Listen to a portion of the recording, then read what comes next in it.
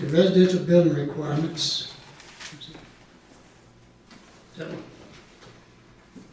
All right, Dennis, lead me through this one. So I just go with, no, I've already commented, I mean, the recommendation came back from the committee. Table, right? No, Oh. this is on, Okay. this is on the building, residential adoption of building, on the ICC.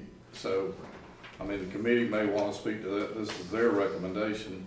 And then in addition to that, just as a reminder, we've already said that, but it was already addressed, have a porta potty outside before any of the work construction to begin, have a construction dumpster on site before construction begins for each permit issued.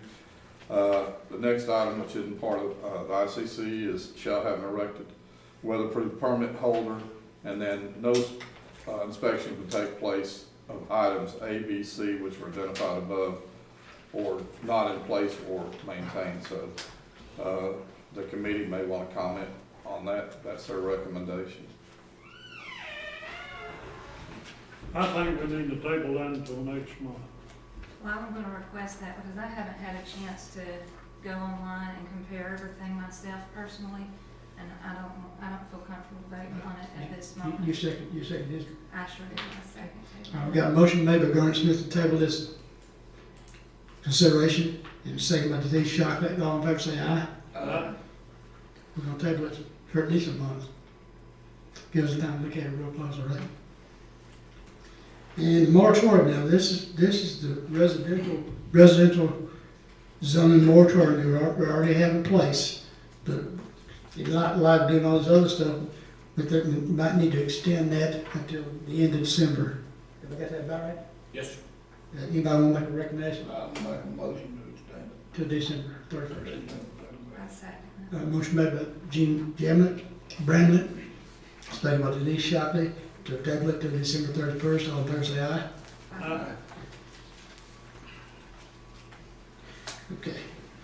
Now then.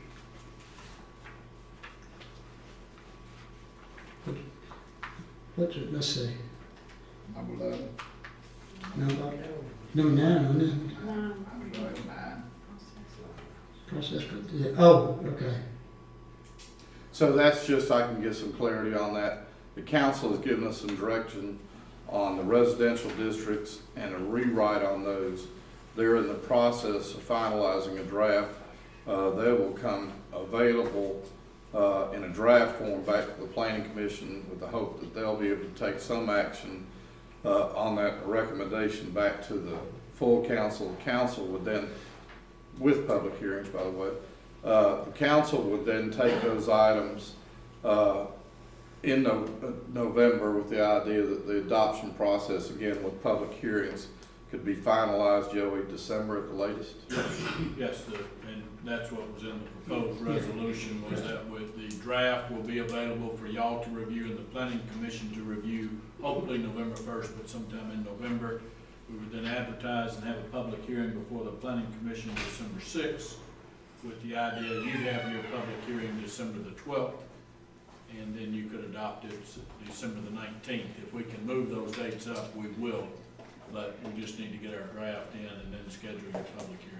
I was confused. I wasn't understanding exactly what I understand now. What this is the residential building permitting, I mean, the zoning Amendments. regulation for residential area 1, 2, 3 districts.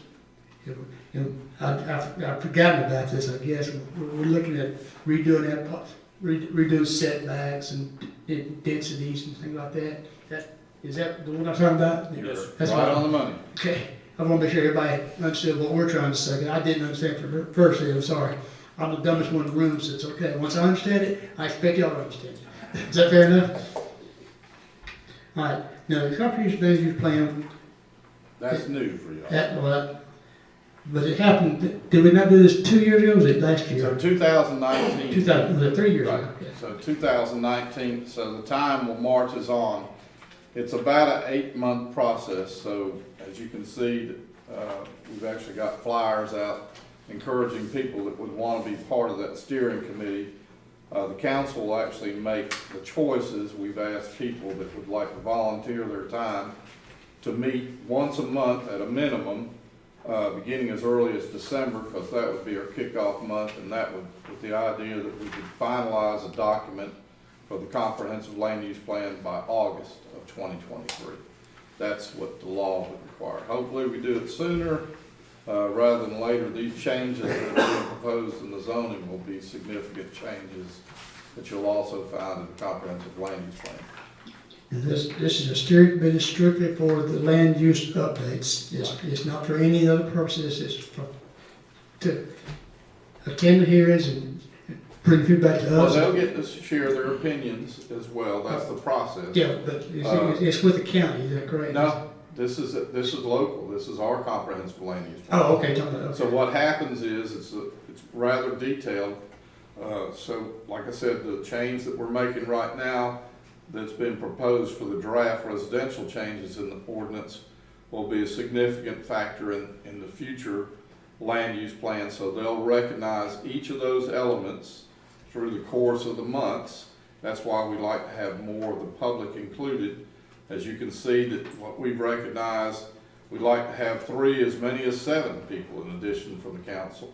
So the council has a lot of leeway in there. However, the council can't serve on that steering committee by law, and nor can the planning commission. Y'all will all play your intricate part in that, but this has to be independent of those.